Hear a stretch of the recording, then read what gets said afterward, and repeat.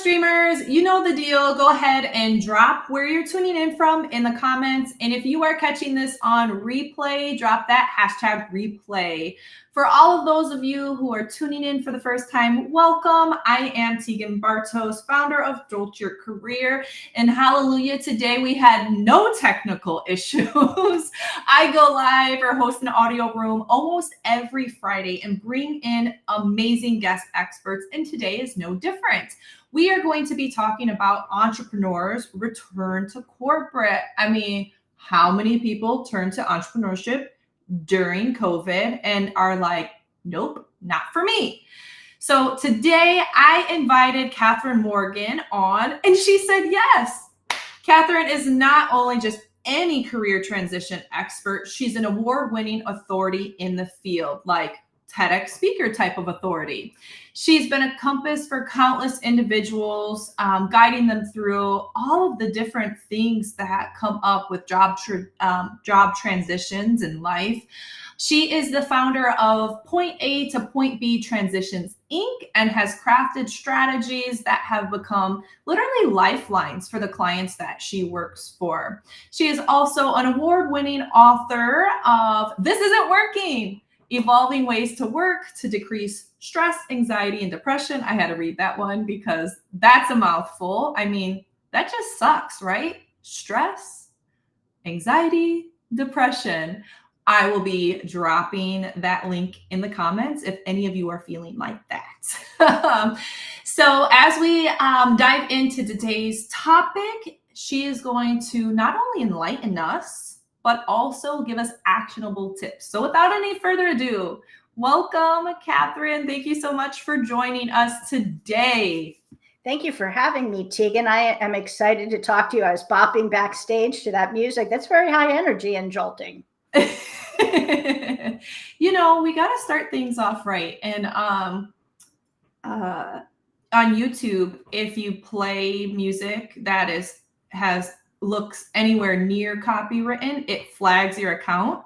And since I co-stream, I had to find something. Well, Mimi, hallelujah, she's the life-saving graphic designer behind everything that I do with Jolt Your Career.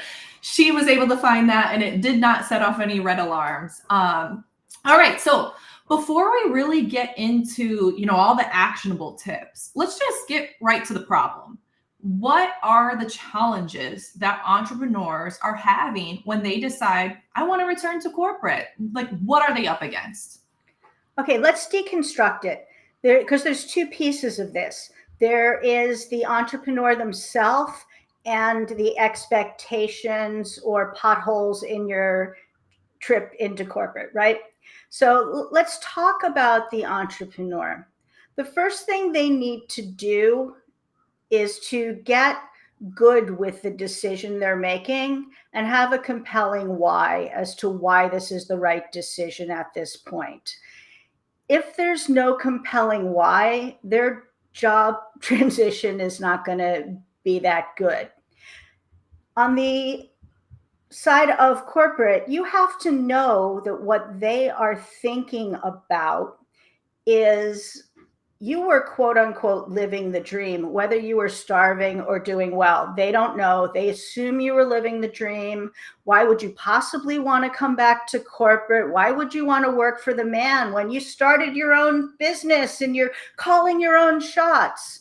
And also, will you be able to fall into a pecking order? Will you be able to take direction? Will you be able to play nicely in the sandbox with others? These are the things they are thinking, and you need to position yourself as the entrepreneur to employee candidate to explicitly talk to that, because even if they don't ask you the question, I promise you that's what they're thinking. Yes, and we need to eliminate any of these red flags. So this transition out of entrepreneurship back into corporate is not as painful. So prior to COVID, there was the stigma, like you hinted to, that consultants or entrepreneurs personality-wise might not be well managed. And then during COVID, so many people who couldn't find roles turned to consulting. consulting, and it's like, did you even ever do anything? Or is this just a creative way to show that you don't have a gap on your resume? And I don't know about you, but so many clients who actually did try to start up something and maybe had some success, but it's not sustainable for them and their family, are running into that. And so let's break down this like problem by problem. Yeah, that's juicy. All right, let's start with the person who rolled out on their own and maybe had a little bit of success, but didn't get any real traction. Okay. They probably did something. They probably had some client who would say they helped them. I don't even care if they did it for money or not. They did something. They helped their brother-in-law launch a business. They set up somebody's Etsy store. I don't really care what you did, but you did something, and somebody has to vouch for it. Yep. And I think this is changing, but in the past, they could actually ask you for your tax forms to show to see if you got any money. So I very strongly recommend people not lie. However, even if you didn't do anything or didn't have any success, you still probably put up some social media profiles. You still probably built a website. You still probably, or should have, worked on a go-to-market strategy and a business plan. So you did something. Like, think about the skills that you did. If it was an abject failure, just own it. And so you can learn a lot from that too. And if you're good with it, if you're not coming in passive aggressive or defensive, and you just say, you know what, I always wanted to start my own business. I thought I had this idea. I was really passionate about it. I have these core skills. I thought they would translate into money. And you know what? It just didn't. I need the support of a corporate organization. I'm going to be the happiest employee you have ever had. That can be very compelling. So if you take your ego out of it, and you're just honest about what did and didn't happen, you can have good success. But I also want to talk about the people who did have good success, and maybe even for a decade or more, and for whatever reason, they want to go back. That's a little different story. I've had people come to me and say, I started my company with my romantic partner and we're splitting up, and consequently we're splitting up the business. How do I talk about that? And I say, okay, your romantic relationship is nobody's business. That you have a difference in opinion with the co-founder in the way you think the business should move forward and they're buying you out, pretty simple story. Take your romantic relationship out of it. Not a problem. And the people will go, mind blown that because they're so. They were thinking it was so complicated in their head, and then it's really just, I had a disagreement, or that we decided to part ways after a decade of success. Easy peasy, concise, straight to the point. And if somebody digs a little deeper, you can give a little more detail, for not in a romantic relationship, but someone who was very successful. His co-founder wanted to go deeper in one industry, and he was kind of over that industry. He wanted to take the technology to another industry. They just had a difference of opinion. So they, had the partner bought him out, and he's like on his own. But it's just not that interesting a story. If you give, or meaning it doesn't have to hold you back. It's an interesting story, but I try and get people, they get so emotionally attached to this story of my catastrophic failure after 13, my business was thriving, then the market changed, and we're selling off our ovens and whatever. Just make the facts right and correct, because everything's verifiable, but tell it with no emotion, like it's just a story. You're not damaged, you didn't steal anything, you're ready to go back to work. People who are emotionally charged, not just entrepreneurs, anybody who is being interviewed for a role, when they are emotionally charged in the negative way, the hiring team feels it, and it raises a red flag. And so there is no shame in whatever your story it is. I mean, think about how many convicted felons find jobs. They reformed themselves, they're on the right path, they upskilled, they're dedicated to having a different future. I mean, anybody's story, it's your story, it's how you craft it. And it's difficult when emotions are raw and when you need a paycheck to not, but that is definitely where I see a lot of people misstepping in the interview process, let alone even the clarity. Because if the emotions are still that raw, it's hard to find that clarity, that what you said, your why, like what is your story? What is your why now? It's hard to find that clarity when you're still so angry at whatever happened or hurt by what happened. Yeah. Talk about specific whys. Last year, 2022 was the year of entrepreneurs going back to corporate jobs for me.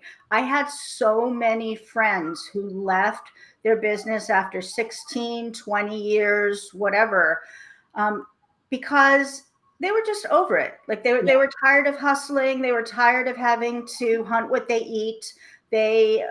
Someone had a young family, 2 kids under 4. His wife wanted to stay home, so he had to go get a real job with real health insurance.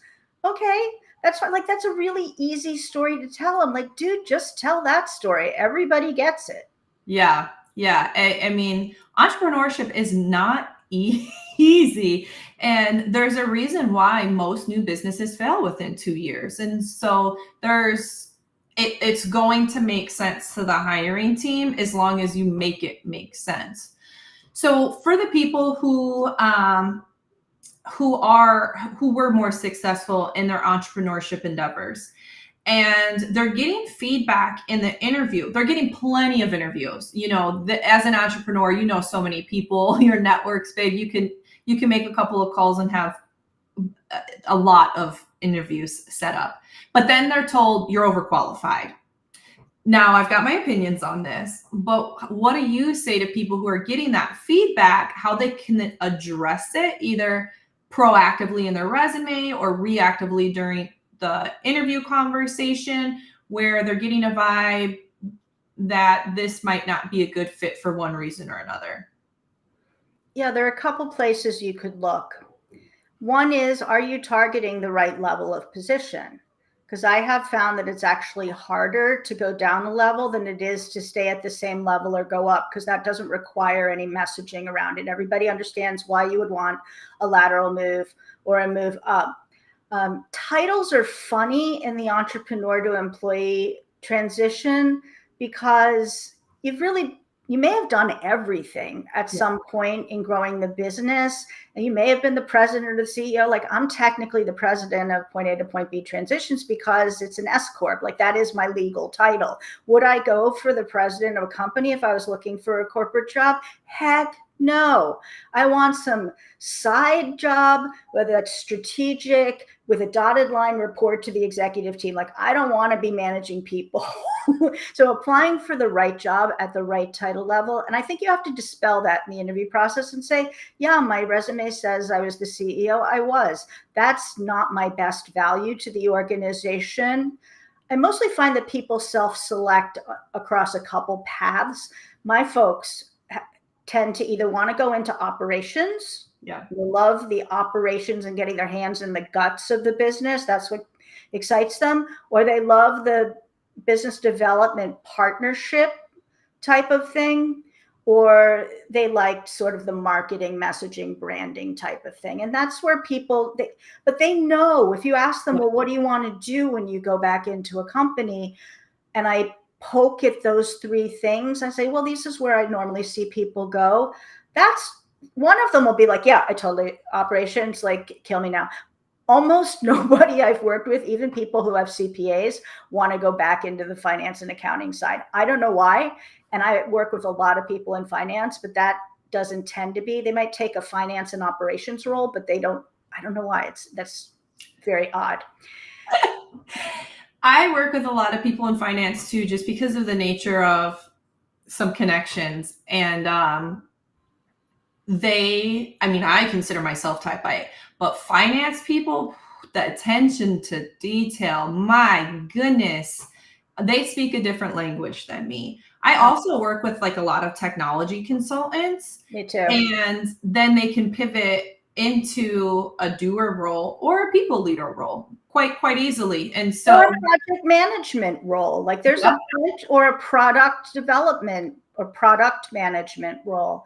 Yeah, my people sort of skew out professional services, financial services, and technology because that's my background. But just because of where we're located in Chicago, I've had a lot of pharma people too.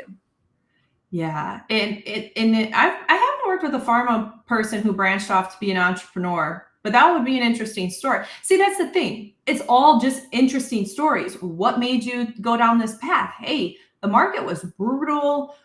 Every single pharma company was doing layoffs. I found, a niche where I was able to squeeze in and provide services. I did that. And when I saw that this position was hiring, or better yet, when Catherine referred to me, to this position, that I had to apply because it's right on time with when I want to make my pivot. So okay, wait. Can I call back to one thing? Yes. When we take this off, you talked about what entrepreneurs need to look out for. Here's what I call the whack-a-mole problem. You're going back into corporate and you think that you have addressed in your interview or in your networking conversations this wanting to do the entrepreneur to employee transition. This is the whack-a-mole question. Well, you sure you want to go back to corporate? And you think you answer it. And it's going to come up again and again, multiple times in every conversation. You just have to smile and repeat the same story. Because if somebody hasn't run their own business ever, like if they have a lifetime in corporate, they will not get it. And you just have to repeat why you're excited to look for this job. I want to work with A-level talent that I couldn't afford to hire on my own. I'm the type of person who gets jazzed by brainstorming, and working solo didn't work for me. Yeah. I want to work with a world-class brand because that gets me in the door and I can do my business development magic more easily. Like those are compelling reasons why you would be doing it, but you got to go big and hard and say it like multiple times within each conversation. All right, Catherine. So I just got a text from someone who has an HR background, and they decided to consult doing like some headhunting, some like contracted recruiting for a couple of different firms, some career coaching here and there, because of their HR background. And it's been 3 years. This person does not have an issue getting interviews, but on multiple occasions, it was your brand is too big. Your voice is too loud.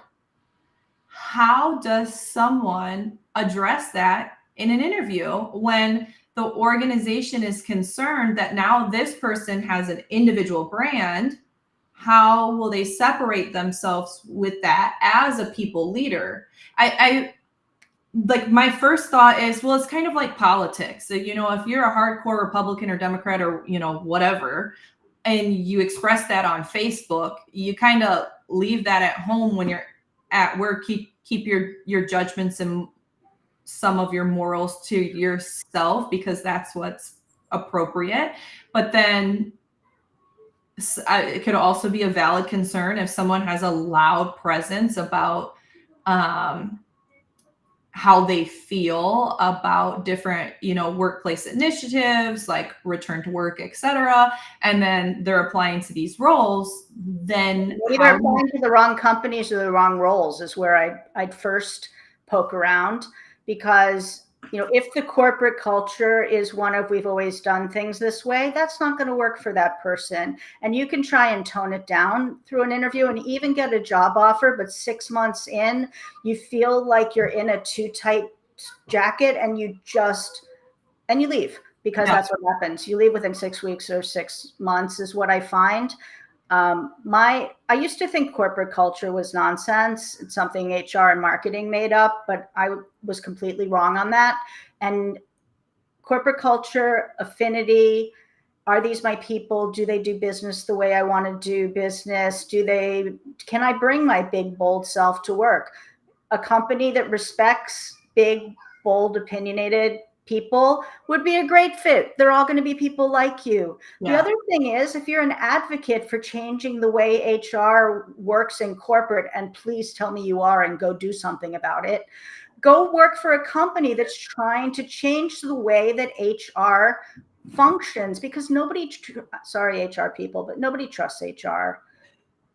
And nobody really likes you either. So there's a lot of work to be done, if only around the PR of the HR function and what it does within an organization. Yes, target HR, people operations types of roles versus compliance factory, smack you on the hand type of roles.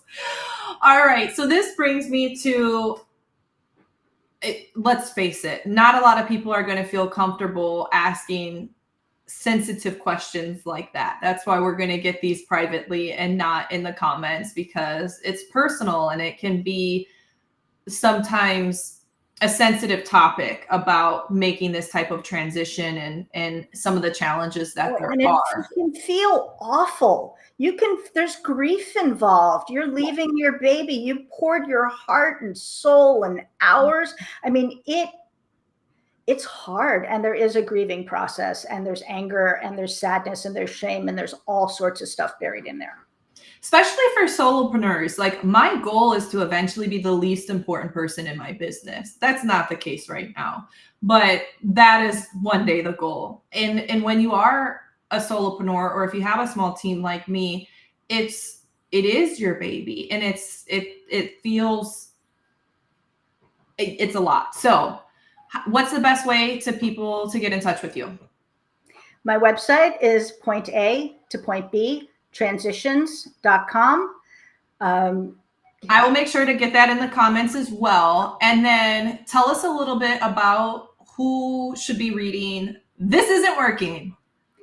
If you have been through a bad business breakup, if you have been through a painful layoff, if you have been in career transition for a long time, if you are doing this entrepreneur to employee transition, it is a lifesaver. If you're also spending a lot of your time going, what the heck is going on in the world of work right now?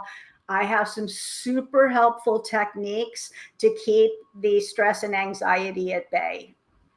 Hallelujah. Okay, I just got one more text. And this person says that they started their career off as a Big Four consultant and left because of like family obligations during COVID. And they're like a jack of all trades: technology integrations, operational improvements, etc. And they can't figure out what they want to do next in corporate because the roles that they're seeing are boxed in. They're staying in a lane versus being able to do a lot. And so for an entrepreneur who is a jack of all trades, how can they figure out or pinpoint some tricks to deciding what direction they may want to go, how to get that clarity? Okay. My personal opinion is that generalists will rule the earth. The rate of change of business and technology and market shifts is so fast that even if you were a quote unquote expert in something, that becomes irrelevant in 6 to 18 months. So that embrace it as your superpower. And remember, companies are running very lean. They're trying to do more with fewer people. If you are the person who can contribute in multiple ways, go big and bold with that. Do not let them box you in, because you will be the candidate to beat if you can figure out how to plug your multiple skills into what this company needs. And the third thing might be to target smaller companies where you're less apt to be boxed in with rigid job descriptions, and take something knowing that, maybe you can evolve the position, especially a new position.